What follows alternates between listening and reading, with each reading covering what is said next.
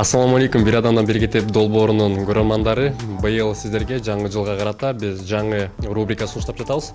Агартуу алга деген рубрика. Ал кандай деп жаткан болсоңуз, сиздерге кесиптешим Айгерим Нурболот кызы түшүндүрүп берет. Агартуу алга медиа долбоору бул Кыргызстандагы билим жаатындагы жалпы жаңылыктарды кыргыз элине жеткирет. Андыктан биз менен болуңуздар.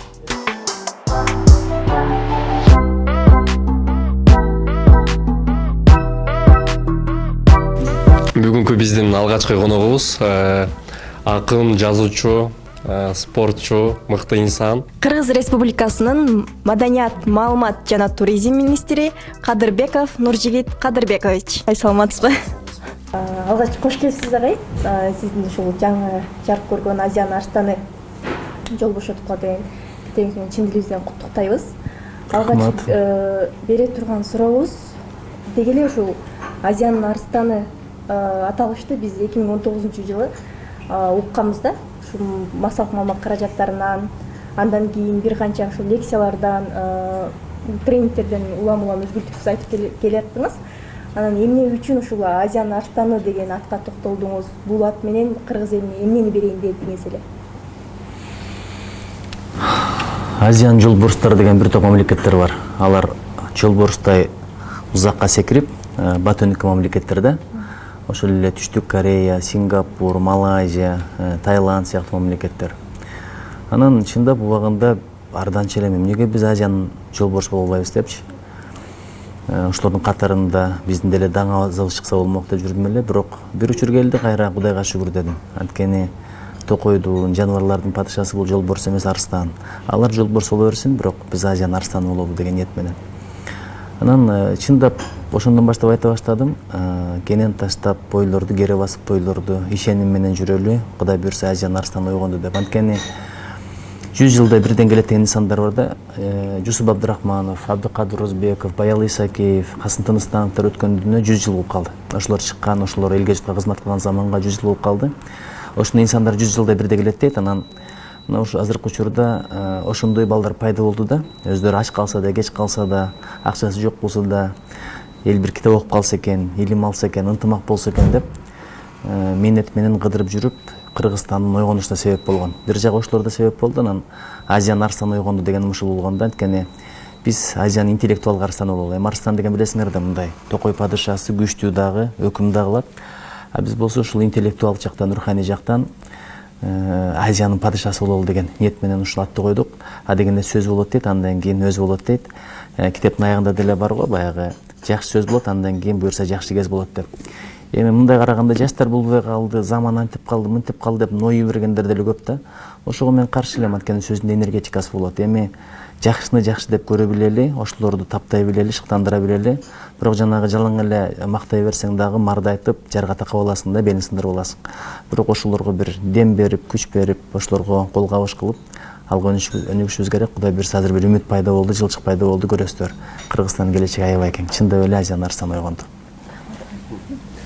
Анан агай бул ошол китебиңизди барактап жатып, бул күндөлүктөн деген мазмунга бир бөлүмгө түшүп келдик да. Анан бул жактан ошол 5 декабрь 1993 жыл деген дата бар экен да. Бул датаны салыштырып көрсөк, ошол сиз эсептеп көрдүк, ошол сиздин туулган жылыңыздан баштап бул 16 жашыңызда жазылган күндөлүк экен да. Анан ошол мындай бир ой келет, ошол күндөлүк деген ой, күндөлүк жазуу деген сизге качан келген, анан канча жашыңыздан баштап жазып баштагансыз, же бул сакталып калгандагы ушул 16 жашыңыздан баштап сакталып калганбы? Анан кимден үйрөнгөнсүз, күндөлүк жазуудан сиз эмне аласыз? Деги эле мындай пайдалуулугу жагын айтып берсеңиз күндөлүктүн. Эми Жакында эле бир аксакалыбыз Надырбек Алымбеков деген белгилүү нарыктуу атабыз бар. Ал киши айтып калды, күндөлүк жазып жүрүш керек экен, өткөн кеткен эсте калат экен деп. Анткени ошон үчүн муну мен ой жашаган барактар деп атадым да. Чындап эле оюң, пикириң, болгон окуялар кала берет экен баракташ. Бирок мен бир деген айтайын дедим эле да, маанилүүсү аны эмес, маанилүүсү өрнөктүү өмүр кечир, таза өмүр кечир, имандуу өмүр кечир. Анткени күндөлүгүңө түшкөндө дагы өрнөктүү нерсе түшкөндөй болсун да. Анан мен муну каяктан билейин? Мисалы Франклин Делано Рузвельт деген Американын президенти болгон, эң легендардуу президент. Ошол күндөлүк жазчу экен, бирок президент болгондон кийин күн сайын жазам деп бир убактысы болбой жазбай койгон экен да. Анан Алык Осмоновдун күндөлүктөрүн окуганмын, бир залкар инсандардын жазган күндөлүктөрү бар. Анан ошол нерсе себеп болду, мен да жаза баштадым. Жазып отуруп мен ойлогом, кийин жанагы жазганда эле биринчи Япон керемет сырын жаздым, андан кийин антромантын жазбадымбы. Бир аңгеме жазбай туруп эле романга өтүп кеттим да. Анан эмнеге мындай дароо эле романдан баштадым, даярдыгым жок эле жазып койдумбу деп ойлосом, көрсө ошо күндөлүк деле бул чыгармачылыкка даярдык экен. Бир плюс жагы ушул, жазганын техникасын үйрөнөсүң, күнөн күнгө өсөсүң дегендей, сүрөттөгөнгө, анан керектүү окуяларды иргеп алганга, ылгап алганга. Бирок ошол эле мезгилде эми жашоо деген жашоо, жаза турган нерсе бар, жазбай турган нерсе бар. Кийин бир жакындарың окуп, болочоң жарың окуп, жүрөгү оорубай тургандай өмүр кечир дегендей айткым келет да.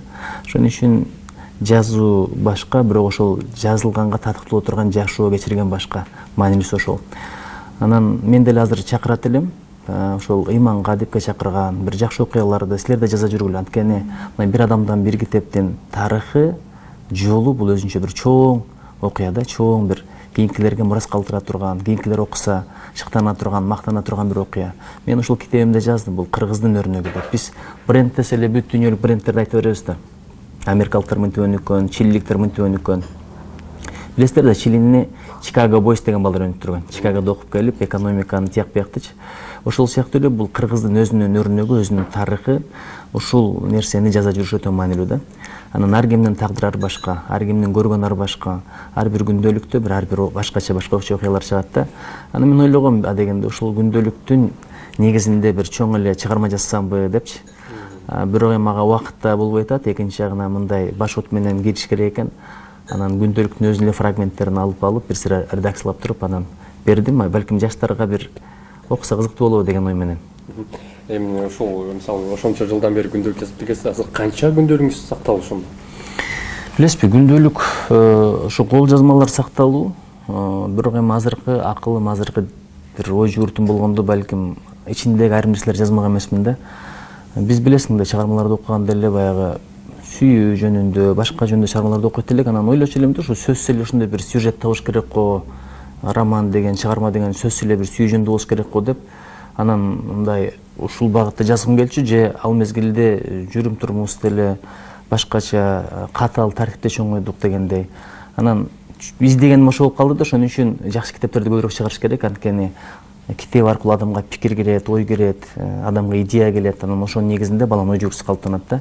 Биздин убакта мындай китептер азыраак болчу, жанагындай бир адеп, ыйман маселеси боюнчачы. Ошон үчүн бул өтө маанилүү нерсе. Мен кеңеш берет элем, ойлор, пикирлер, идеялар кагаздарда калсын. Кээде ошо өзүңгө бир келген идея деле конок, жазып калбасаң мээден учуп кетет, экинчи кайра келбейт.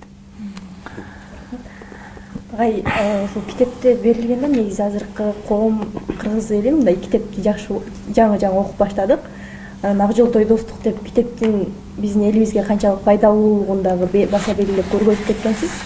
Сиз китеп менен канча жашыңызда дос болдуңуз? Ошондой эле азыркы учурда өлкөбүздө кыргыз элини, кыргыздардын ошол китеп окуу деңгээлин кантип баалайсыз? Эми жылдан жылга жакшырып баратат. Чындап, адам менен адамдын ортосунда достук бар, бирок досуң менен дейт эзилешпей бир күн душман болот дейт да. Болуп калышы мүмкүн дейт. Душманың менен кесилешпей бир күн досуң болуп калышы мүмкүн дейт. Адам менен адамдын ортосунда достук ошондой да. Баягы адам мансабы көтөрүлгөн сайын, байлык арткан сайын достук болгон мамилеси өзгөрөт экен. Биз бала кездеги достугубуз башка, азыркы досторубуз менен жыл өткөн сайын мындай мамилелер өзгөрө берет экен да. Анын көптөгөн себептери бар, ушул жерге түшүнөсүңөр. Бирок ошон үчүн чыныгы достук бир эле адам менен адамдын ортосунда болбойт. Чыгармаларды карасаңар, Аккула менен Манас атабыз дос болгон, Сарала менен биздин Алмамбет атабыз дос болгон, мисалычы. Ошол сыяктуу эле ат менен адамдын ортосунда достук бар, табигат менен адамдын ортосунда достук бар. Мисалы Ак Кемеде карасаңыздар, ал жерде табигат менен баланын ортосунда достук бар, туурабы? Ошол сыяктуу эле нерселерде анан өтө бир жакшы достук бул китеп менен адамдын ортосундагы достук. Анткени бир сөз бар го, китепти сен ачсаң, китеп сени ачат деп. Адам төрөлүп, бирок ачылбай өтүп кеткен чоң арманда, потенциалы бар да, руханий потенциалы бар, өнөрлөрү бар, ошолор ачылбай өтүп кетсе, бул чоң арман. Китеп сени ачат, анан китептен зыян жок, пайда бар да. Эгерде пайдалуу китепти окусаң. Анткени сөз байлыгың өсөт, сөз байлыгы өсөт деген сөз бул келечекте чоң элге жетишесиң деген сөз. Балдар көбүрөөк сөз угуш керек экен да, балалар менен көбүрөөк баарлаш керек экен. 15 миллион, 30 миллион деген теория бар да. Канча жашка чейин анча өнүкпөгөн балдар, кийин ийгиликке жетпеген балдар болгон 15 миллиондой сөз угат экен. Анда көпчүлүгү уруш, сөкмөй, жанагындай урой сөздөр. 30 миллиондой сөз уккан бала мындай кийин жолу да ачык, ийгиликтерде көбүрөөк жетишет экен, чыгармачылык потенциалы да ачылат экен дегендей да. Ошон үчүн китепте не бир сөздөрдүн кереметтери бар, баягы бал ары келип туруп гүлдөн балалат го, ушул сыяктуу. Китепте нукура кыргыздын сөздөрү бар, башка тилдерде окусаң деле баягы башка жактан таппай турган адабий тил деген ушул жакта да. Мисалы өңүр эки жака мындай жайылып деген сөздөрдү китептен гана окуйсуң да. Ошон үчүн көбүрөөк китеп менен дос бололу. Анан китеп деген билесиңер да, бул заман менен заманды байланыштырат. Мисалы, азыр сен Жусуп Баласагындын Куталчу билимин окусаң, андан да көп нерсе аласың да. Бул ал 1000 жыл мурдагы жазылган китеп. Ошон үчүн ушул достук бир ак жолтой достук экен, жакшылыкка себеп болгон достук экен, өнүгүп өсүүгө себеп болгон достук экен. Ушул достук бекемделе берсин. Мейли ал аудио книга китеп окусун, мейли ал кагаз түрүндө китепти окусун, мейли ал электрондук китеп окусун, бирок азыр эми китепти канчалык көп окусак, ошончолук өнүгүүбүз бат болот буга ишенгиле. Агай, анан сиз бир чыгармачыл инсансыз, спортчу инсансыз, бир азыркы тапта дагы ошо маданият министрисиз да. Анан ошол азыркы тапта убакыт эми бул баарынан баалуу нерсе да. Ушунун баарынан сиз убакытты кантип бөлөсүз? Анан азыркы тапта чыгармачылыкка мисалы жумасына болсо канча убакытын бөлүп атасыз, спортко канчасын бөлүп атасыз дегендей. Эми баягы бөлөм болду, чекит деген маселе болуш керек да. Болбосо убакыт деген ушундай колуңдагы кушундай дейт, кум болуп, кумдай болуп жешилип кете берет колуңдан чыгыпчы. Бирок кайра келбейт. Мына жаңы жыл деп адамдар бири-бири куттуктап атат. Бул бир жылга караганыңды эле билдирген нерсе да. 40тан өткөндөн кийин дагы көбүрөөк түшүнө баштайсың бул өмүр деген кандай бат өтөрүн, жаштык жашырынып кетерин. Ошон үчүн убакытты алмаштырыш керек, билимге алмаштырыш керек, ибадатка алмаштырыш керек, жакшы мамилеге алмаштырыш керек, кечиримге алмаштырыш керек, жакшы амалдарга алмаштырыш керек да, ушул өтө маанилүү. Бирок эми министр деген бул аткаруу бийлигинде бул чоң бир аманат моюнда. Өзү негизи 3 адамга башчы болгондон да корк дейт. Акыреттеги жубу аябай оор дейт да. А бизде эми караңыз, маданият тармагы бар, маалымат тармагы бар, туризм тармагы бар, 3 гигант тармактар. Анан кыла турган иштер абдан көп. Чындап чыгармачылыкка бир аз убактым болбой атат азыр. Ошол министр болгондон бери жазсам бир 2 макала жаздым го дейм. Анан бүтпөгөн 4 чоң чыгармам турат. Балким баягы жакшы бир жардамчылар болсо, аманат тапшырып коюп, контролдоп коюп, балким улап кеткен кемчиликтер болот деп ойлойм. Анан үй бүлөмө да азыраак убакыт болуп калды азыр. Спортко деле жумасына бирден залга барганга, эми күн сайын эртең менен кылган өзүңчө көнүгүүлөрүң башка, бирок жанагындай атайын барып устаттан тарбия алганга да убактым аябай азайып калды. Бирок мунун баардыгы айтат го, жанагы бекерчинин убактысы жок деп өзүмдү өзүм эле айыптап коем. Чындап эгерде тайм менеджмент деп коет, убакытты бөлүштүрө келсең, баарына иштет деп эсептейм. Анткени 24 саат бар да. Анын 8 саатын укта, 8 саатын ишке арнам, эле 10 саатын ишке арна, 6 саатын калып калып атпайбы. Ошону бир туура пайдалансак, бирок мына балекет сотка деген нерсе чыкты. Эми байланбайын десең дагы байланат экенсиң, анткени азыр мен 13 октябрда министр болуп дайындалдым. Ошондо куттуктагандарга рахмат айтып өтө элекмин. Анткени аябай көп маалымат келет, жазгы жакта дагы башка жумуштар чыгып калат. Ошентип отуруп, ушул соткадан дагы кантип өзүбүздү бөлүп кетебиз билбейм. Мен кара койду эс алып жүргөндө америкалык балдар келди, жаш балдар. Алардын биздегиден да жакшы соткалар бар да, бирок бир да жол сотка караган көргөн жок. Бир дагы жок. Алар ушу күндөлүк жазат экен. Анан спорт менен машыгат, табигатты көрүп келет, бирдекени талкуулашат. Ошондой бир ошон үчүн өнүгөт экен да, мына сотканы көп караганда эле социалдык кризистин бир белгисиби, артыгылануктун белгисиби деп ойлоно баштадым кийинки мезгилдерде. анан сөз баштаган эл баштайт дейт го кыргызда. Сиз ошол оратор, лидер катары тааныйбыз. Анан сизге бере турган суроо ушул эл тарыхын кимдер жасайт деген суроону бердик да. Элдин тарыхын кимдер жасайт? Эми элдин тарыхын эл өзү жасайт. Ошон үчүн мен мисалы азыр Махаткердин китебин окуп атам. Элиме журтма дейт, жараткандан дайыма жакшылык сурайм, бирок элим өз өзгөрбөсө, жараткандан каякта жардам дегендей бир маани бар экен да. Ошон үчүн баягы бир талашты уктум эле. Балдарды жакшы тарбиялаш үчүн дейт, баягы элиталык мектепке бериш керек дейт да. Деп бир айтып атат. Анткени ал жакта билим жакшы, сапаты жакшы, мугалимдер жакшы. Экинчи айтып атат, жок дейт. Ар бир мектепте элиталык мектеп кылыш керек дейт.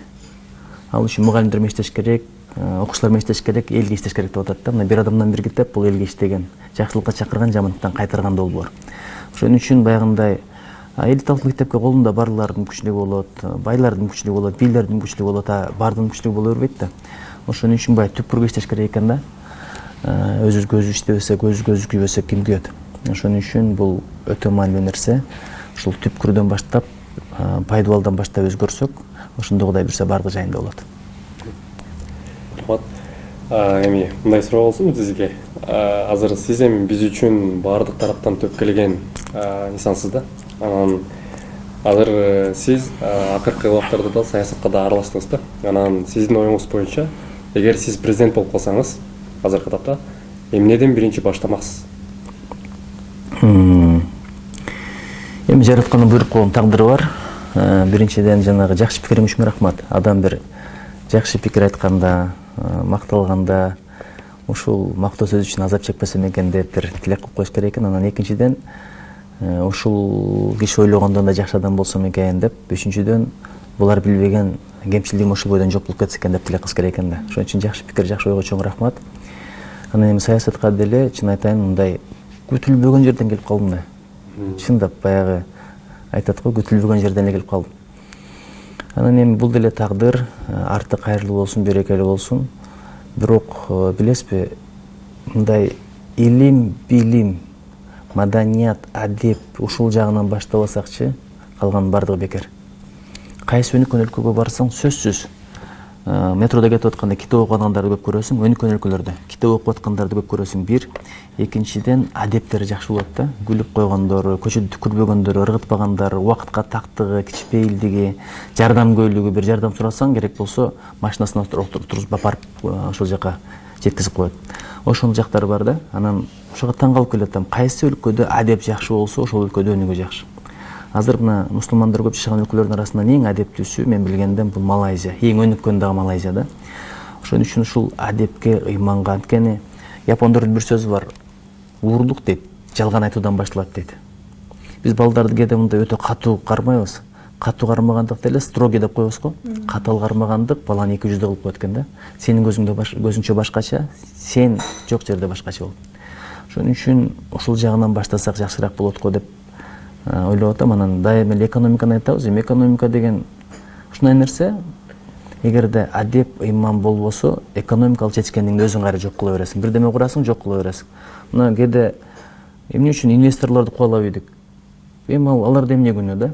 Инвесторлорду жанагындай бир революциялык маани менен кубалап чыккандар бар. Аны бүт дүйнө көрүп атат. Экинчи инвестор келбейт.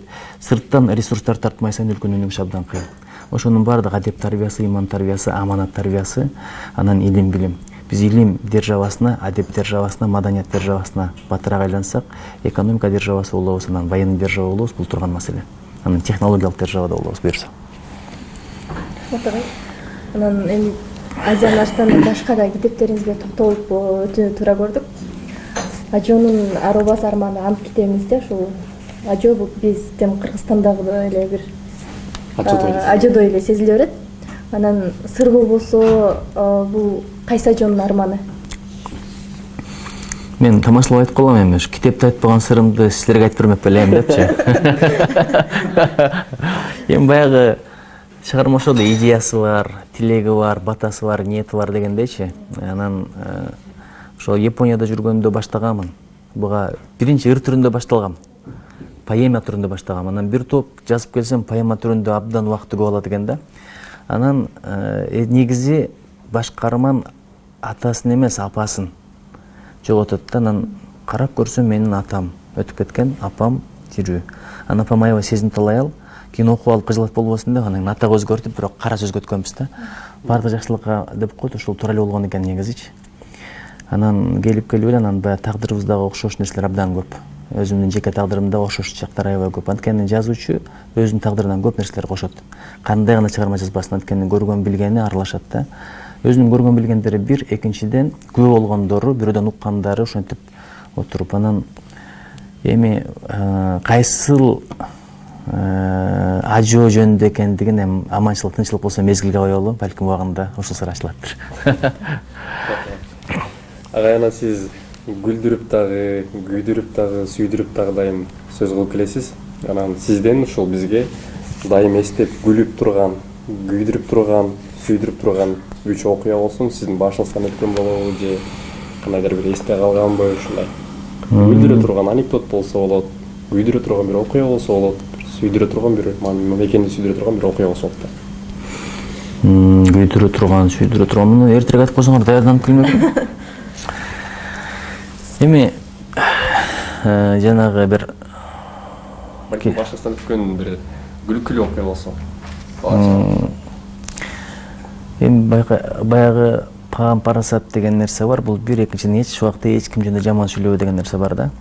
Бир жолу үйгө бирөөнү чакырып калдым, электрик болчу. Анан эми ар бир барганда кичине каражат берип коесуң, эмгек акысы депчи. Анан бир жолу аны чакырсам башка эле бирөө мен барам деп калды да.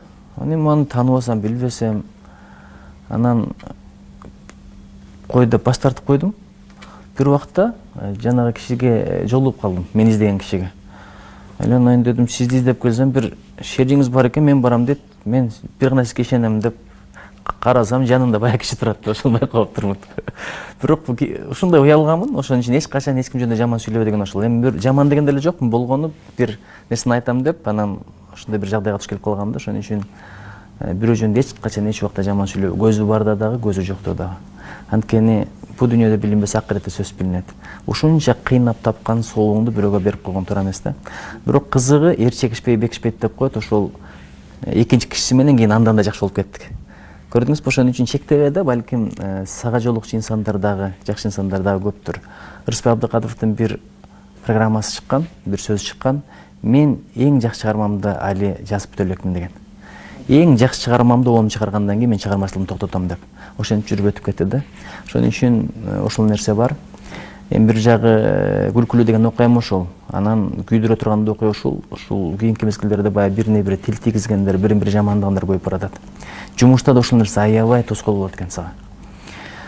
Махаткердин китебин окуп отурсам айтат да, мен дейт, кызматкерлеримдин каталары үчүн кызматтан бошотпойм дейт. Өзүм каалаганды иштешине шарт түзүп берем, кеңешимди айтам, кээде катуу кармайм, бирок акыры мен каалаганды иштеп калат дейт да. Анткени бирөөнү кетирсең, андан жакшы адам келет деген гарантия жок дейт. Анан жумушта деле Саакашвили деле Грузияны өнүктүргөндө эки нерсени аябай катуу кармаган экен. Биринчи, интригага жол берген эмес экен. Экинчиси, кошоматчылыкка жол берген эмес экен. Кошоматчылар ушундай болот. Сага кошомат, сен кеткенден кийин прощай король да здравствуй король, кийинки деле ошондой да. Ошон үчүн интрига деген ушул, бири-бири жамандап келип чарчатып коет да, биринин бири арзанып атып. Анан эгерде менде мүмкүнчүлүк болсо, ушундай шарт түзөт элем. Интрига кылгандар өзүңөр чечип жарашып келгиле, тил табыш иштегиле, болбосо сен да кетесиң, сен да кетесиң. Сен да жазаласың депчи. Ушундай бир нерсе кылсак болмок. Анан күйдүрө турган, сүйдүрө турган нерсе эми Алла Таала Кыргызстанга жалаң жакшы нерселерди берген да. Эң сонун тоолорду берген, эң сонун абаны берген, эң сонун табиятты берген, эң сонун көлдөрдү берген, эң сонун дарыяларды берген. Бирок адамдар ошого бир аз жарашпай атабыз. Жараткан берген нерсе жакшы, адамдар кылган нерсе анча жарашпай атат. Анан ошол нерсе оңолуш керек. Кээде билесиңби, баягы түк түшүп, түбүнөн жаңы түк чыгат эмеспи? Анан башкача тыбыт болуп абдан бир сапаттуу жүн чыгат да. Азыркы муун мына бир адамдан бир китепти кылып аткан, анан регион квизди кылып аткан, же болбосо Китеп Таймсты кылып аткан балдар ошол түбүнөн өнүп келаткан түк да. Кыргызстанды жаңырта турган түк. Табиятка жарашкан, жараткан берген нерсеге жарашкан бир жаңы муун келатат. Адамдын сапатына жараша өлкөнүн сапаты болот. Анткени эми өлкө деген бул жалаң эле тоо таш, суу, токой, дарыя эмес да, өлкө деген бул адам. Мисалы, кээ бир өлкөлөр бар, жалаң эле чөлдүн үстүндө, бирок гүлдөгөн өлкөлөр да. Япония деле кен байлыгы жок. экспорт кылай турган бир сырьёсу жок. Бүт импорт, бирок өнүккөнүн кара. Ошон үчүн адамдын акылы, ушул жака салынган инвестиция бул эң чоң инвестиция. Азыркы силер кылып аткан иш ошол инвестициянын бир чоң үлүшү. Кудай силерге күч кубат берсин, адашпагыла, ушул жордон калбагыла, танбагыла, жадабагыла. Анткени жакшылыкка чакыруу, жамандыктан кайтаруу иши болбосо биз эч качан өнүгө албайбыз. Мисалы, бир сөз бар да, мен бир 10 кыргызга караганда бир өзбек көбүрөөк иштейт дейт. 10 өзбекке караганда бир тажик көбүрөөк иштейт дейт. 10 тажикке караганда бир кытай көбүрөөк иштейт дейт да. Мен айтат элем, бара-бара ошо кыргыз 10 кытайдан жакшы иштеген деңгээлге жетиш керек. Ар бир кыргыз башка өлкөлөрдүн бир 5-6 ишин кылмайса биз алга кете албайбыз. Аны карап гуманитардык жардам күтүп, муну карап грант күтүп, бул алган колго караганда берген кол жакшы. Адам суранганда жараткан кедейликтин эшигин ачып коет дейт. Ошон үчүн бизчи берүүнү ниет кылалы да. Ниетке жараша. Биринчи ниет оңдойлу, ошого жараша амал болот, анан кадам болот, андан кийин аалам болот, анан заман болот буюрса. Сондай. Анан мындай суроо болсун агай. Эми сизден тарбия, иман, окуу жаатында алган бир чөйрө бар да элестелет да магачы. Анан азыркы тапта бул жаштардын чөйрөсүндө эки багыт бар да эслет. Бул айылдан келген жаштар, анан шаардан, Балконский деген сыяктуу биздин тил боюнча ушул айтылгандай орус тилдүү жаштар да. Анан көбүнчөсүн байкап көрсөк, ушул сизге айыл жаштарынан келген жаштар, ошол сизди аябай сиздин сөздөрдү көп угат экен. Шаардан келгендер мындай ошол сизге эми сөздөрдү мындай көрөнгөлүү сиздин сөздөргө маани көптөр бербеген сыяктуу экен да. Анан сиздин оюңуз боюнча ошол жаштарга мындай кандай жеткире алабыз, аракет кылабыз деген ой болот. Мен жакында бир сухбатымда, интервьюмда бердим да. Мен 17 жашында шаарга келдим. Азыр 43-кө чыктым, бирок шаарды кыла албайдым такыр эле. Тамырың каякта ошол бойдон кала бересиң негизи элечи. Анткени калыптанганың, пайдабалың ошол да, түптөлгөн дөөлөтүң ошол. Мен ушуга абдан сыймыктанам. Айылдык болгонума сыймыктанам. Мисалы, мен бала кезде атам менен апам машинага салып алып гимназияга беребиз деп шаарды кыдырып, бирок гуманитардык уклондо гимназия таппай койгон.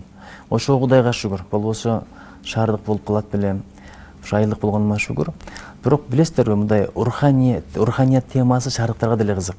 Болгону азыр мен көбүрөөк балким орус тилинде сүйлөшүм керекпи? Ушул жагында ойлоп атам да. Анткени өзүбүздүн тилди сүйөлү, ошол эле мезгилде көп тилдерди билели. Англисче семинарлар, лекцияларды балким алып чыгыш керекпи? Орус тилинде, колдон келсе башка тилдерди үйрөнүп ошол тилдерде дегендейчи.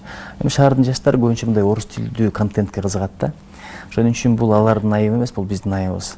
Ошого күндөн өсүшүбүз керек, күндөн жетилишибиз керек. Бул өтө маанилүү. Анан шаардык балдарда деле мындай аябай руханиятка муктаждар бар да. Бир жолу бир жерге барсам, чакыргандан барып алыпмын, аудиториянын көпчүлүгү орустар. Анан көрүнүп турат да, шаардык Россияга байланышкан бир окуу жай экен. Анан өмүрүмдө айла жок биринчи жолу орус тилинде семинар өтүшкө туура келди. Анан ойлогом, булар кабыл албайт го деп. Анан бүткөндөн кийин мындай жакшы эле кабыл алышты да. Дагы качан уюштурсак болот, тиги эле бул эле депчи. Анткени адамдын руханияты бар го, мындай ачка болгондо ушунчалык муктаж болот. Ошого иштешибиз керек. Анан эми мен эч качан бир үйрөтөйүн деп барбайм да, Кудай сактасын. Мен өмүр бою шакиртмин, өмүр бою үйрөнгүм келет, өмүр бою устат издейм. Бирок билген нерсеңди айтып коюш дагы бул парыз. Айтат го, күчү бар күчү менен жардам берсин, билими бар билими менен, байлыгы бар байлыгы менен депчи. Анан мисалы сен көрбөгөндү мен көрөм, мен көрбөгөндү сен көрөсүң. Анан сен көрбөгөндөн үйрөнгөн нерсемди сага жеткизип коюш, бул менин милдетим. Ошол гана. Алымдардан үйрөнгөнүм болгону мен өзүм айтам да, дайыма пошточумун депчи. Тияктан алганымды бияка жеткизсем, бияктан алганымды бияка жеткизсем, ошол эле. Анан өмүр бою үйрөнгүм келет. Мисалы ар бир адам менен сүйлөшкөндө мындай жакшы жактарын өзүмө сиңирсем деп. Азыр ушинтип отуруп сенден да көп нерсе үйрөнүп атам, сенден да көп нерсе үйрөнүп атам. Уга билиште өзүнчө маданият, суроо бере билиште өзүнчө маданият, жылмайышта өзүнчө бир маданият. Анан ошон үчүн кыргызда бир сөз бар го. Аргымактын жакшысы дейт, азыраак оттоп көп жуушайт дейт, азаматтын жакшысы азыраак сүйлөп көп тыңшайт дейт. Ошо биз үйрөнүшүм керек. Мен али эчтеке билбейм десек эле өнүгө беребиз. Анан бирдеке билдим дегиче болду.